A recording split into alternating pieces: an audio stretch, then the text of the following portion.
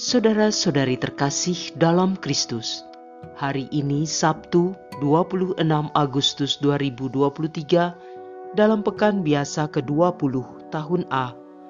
Bacaan dibawakan oleh Felicita Zahara, Mazmur dilantunkan oleh Helena Ingjonata Kosumo, dan renungan ditulis oleh Christina Niko. Selamat menekuni Sabda Allah. Marilah mewujudkan kebaikan bersama untuk hidup dalam damai dan sejahtera.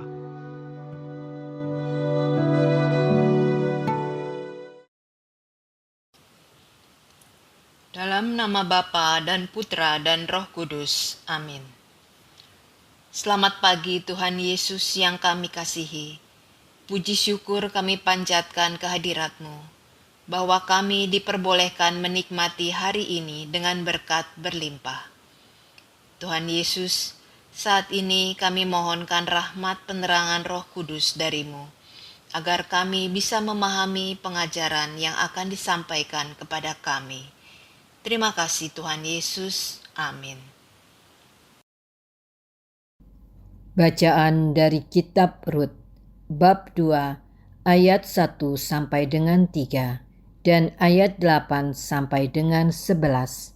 Dilanjutkan bab 4, ayat 13 sampai dengan 17. Naomi mempunyai seorang sanak dari pihak suaminya, seorang yang kaya raya dari kaum Elimelek, namanya Boas. Pada suatu hari, Rut, wanita Moab itu, berkata kepada Naomi, "Izinkanlah aku pergi ke ladang, memungut bulir-bulir jelai di belakang orang yang murah hati kepadaku." Sahut Naomi, "Pergilah, anakku." Maka pergilah Rut ke ladang dan memungut jelai di belakang para penyabit. Kebetulan ia berada di tanah milik Boas yang berasal dari kaum Elimelek.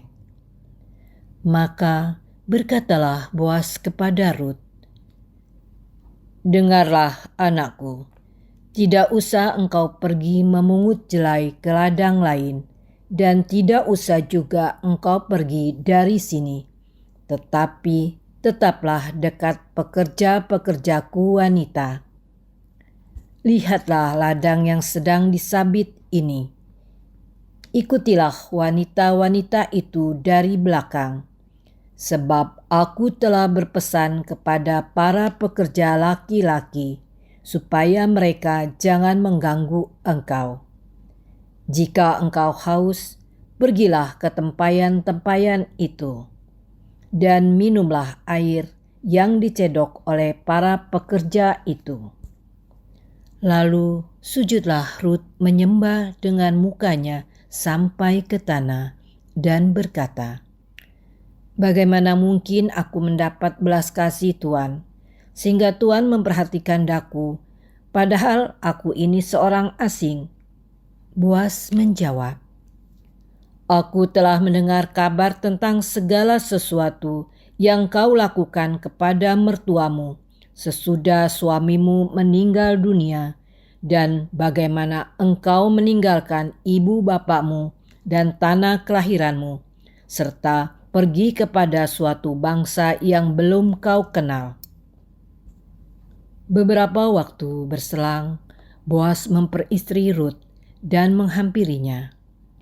Maka atas karunia Tuhan, Rut mengandung, lalu melahirkan seorang anak laki-laki. Sebab itu, para wanita berkata kepada Naomi, "Terpujilah Tuhan yang telah rela menolong engkau pada hari ini dengan seorang penebus. Semoga nama anak ini menjadi termasyhur di Israel. Dialah yang akan menyegarkan jiwamu dan memelihara engkau pada waktu rambutmu telah putih. Sebab menantumu yang sayang padamu telah melahirkannya. Dia lebih berharga bagimu daripada 7 anak laki-laki." Dan Naomi mengambil anak itu serta meletakkannya di pangkuannya, dan dialah yang mengasuhnya. Lalu wanita-wanita tetangga memberi nama kepada anak itu dengan berkata, "Seorang anak laki-laki telah lahir bagi Naomi." Anak itu mereka beri nama Obed. Dialah ayah Isai, ayah Daud. Demikianlah sabda Tuhan.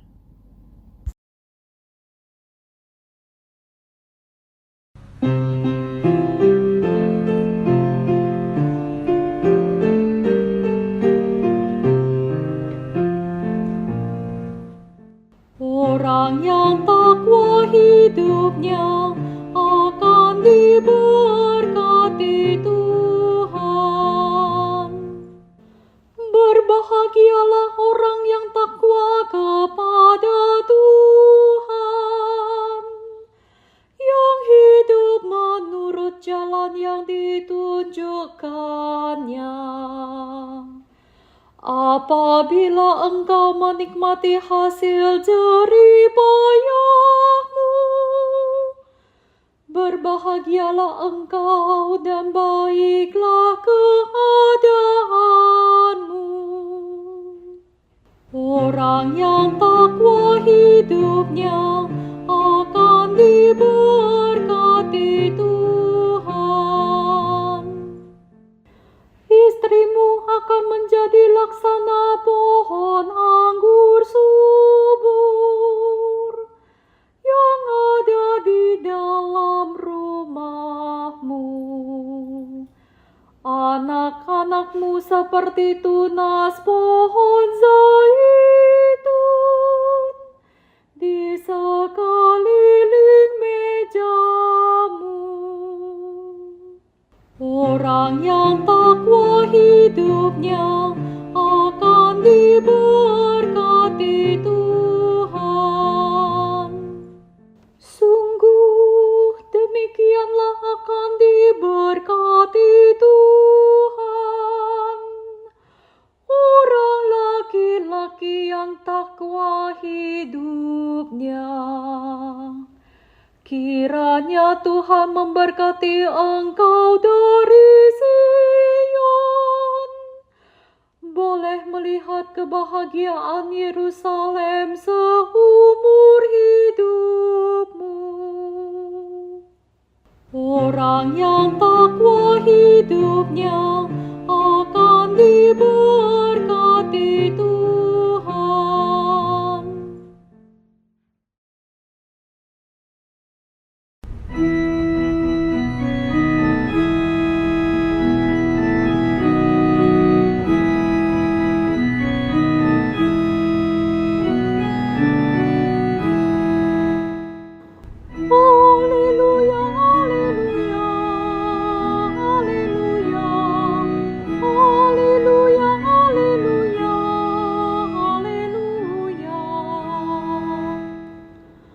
Bapamu hanya satu, ialah yang ada di surga.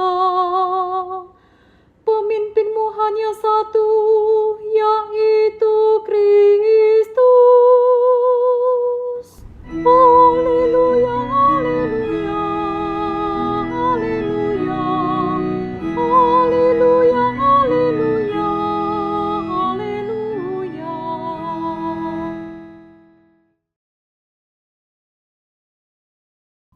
Inilah Injil suci menurut Matius, bab 23, ayat 1 sampai dengan 12. Sekali peristiwa, berkatalah Yesus kepada orang banyak dan murid-muridnya, "Ahli-ahli Taurat dan orang-orang Farisi telah menduduki kursi Musa.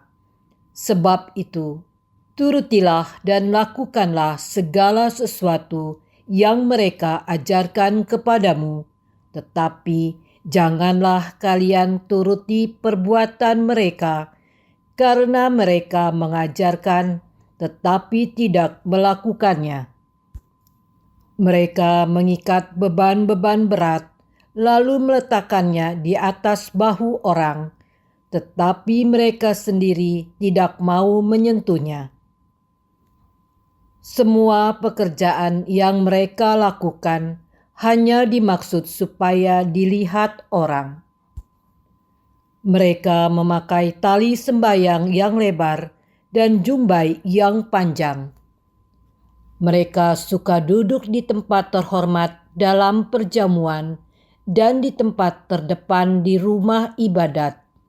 Mereka suka menerima penghormatan di pasar dan suka dipanggil rabi. Tetapi kalian, janganlah kalian suka disebut rabi, karena hanya satulah rabimu, dan kalian semua adalah saudara. Dan janganlah kalian menyebut siapapun bapa di bumi ini, karena hanya satu Bapamu, yaitu Dia yang di surga. Janganlah pula kalian disebut pemimpin, karena hanya satu pemimpinmu, yaitu Kristus. Siapapun yang terbesar di antaramu, hendaklah ia menjadi pelayanmu. Barang siapa meninggikan diri akan direndahkan, dan barang siapa merendahkan diri akan ditinggikan. Demikianlah sabda Tuhan.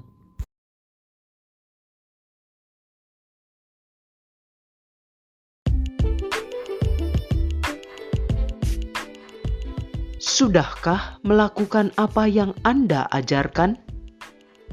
Renungan dibawakan oleh Maria Clara.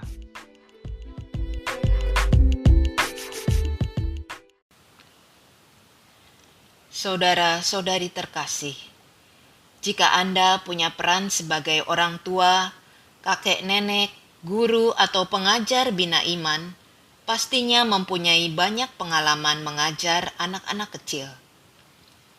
Mereka masih sangat lugu dan polos, ibaratnya seperti selembar kertas kosong dan putih bersih yang siap diisi dengan aneka gambar dan tulisan. Namun di satu pihak, anak-anak adalah sosok yang kritis dan memiliki rasa ingin tahu yang sangat besar. Jika ada hal yang membuat mereka bingung, pastinya mereka akan langsung bertanya. Dalam suatu situasi, saya pernah menerima panggilan telepon dari sales asuransi yang tidak saya kenal. Spontan saya menjawab, "Maaf ya Mbak, saya sedang meeting dan saya tidak bisa diganggu." Lalu setelah saya menutup telepon itu, anak saya bertanya kepada saya, "Kok Mama bohong? Kan Mama lagi nyetir dan bukan meeting." Waduh, skakmak dari anak saya. Saya terdiam dan mencari akal untuk menjelaskan kepada anak saya situasi ini. Saya menjawab, "Karena Mama gak mau asuransinya, sebab Mama sudah punya." Anak saya kembali menjawab, "Lalu jawab saja begitu, kenapa harus berbohong? Kan Mama yang ajarin aku supaya gak berbohong."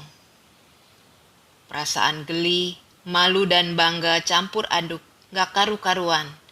Akhirnya saya mengakui bahwa saya salah dan berjanji lain kali saya akan berkata jujur jika menghadapi kondisi tersebut. Dalam bacaan hari ini, Yesus mengajarkan suatu ajaran yang sangat berharga bagi semua orang, terutama para pewarta, aktivis gereja, para imam dan biarawan-biarawati. Yesus mengajarkan untuk menjadi the man of your words. Lakukanlah apa yang kita ajarkan dan kita yakini. Ketika kita mengajarkan untuk rajin berdoa, apakah kita sendiri sudah rajin berdoa? Ketika kita mengajarkan untuk rajin berpuasa, apakah kita sudah rajin berpuasa? Ketika kita mengajarkan untuk memberikan pengampunan, apakah kita sudah memberikan pengampunan? Ketika kita tidak melakukan apa yang kita ajarkan, kita sudah termasuk dalam kategori ahli Taurat dan orang Farisi. Waspadalah dan berhati-hatilah agar kita jangan menjadi orang yang dikecam dengan keras oleh Yesus seperti dalam bacaan hari ini. Mari kita berusaha menjadi orang yang jujur dan tulus, baik dalam prinsip hidup, ucapan, dan perbuatan kita, agar integritas kita sebagai pengikut Kristus sungguh bisa kita pertanggungjawabkan kelak di hari penghakiman. Marilah berdoa. Tuhan Yesus, terima kasih atas pengajaran-Mu bagi kami hari ini. Sungguh indah dan sangat menyentuh hati kami. Kami mohon ampun apabila kami sering sekali lalai menjaga integritas diri kami sebagai pengikut-Mu. Bantu kami ya Yesus, berikan kami kerendahan hati, agar kami mau terus membuka hati terhadap penempaan dari-Mu. Sebab Engkaulah teladan dan pengarah hidup kami, yang bersama dengan Bapa dalam persekutuan Roh Kudus, Allah yang hidup, kini dan sepanjang masa. Amin. Dalam nama Bapa dan Putra dan Roh Kudus. Amin.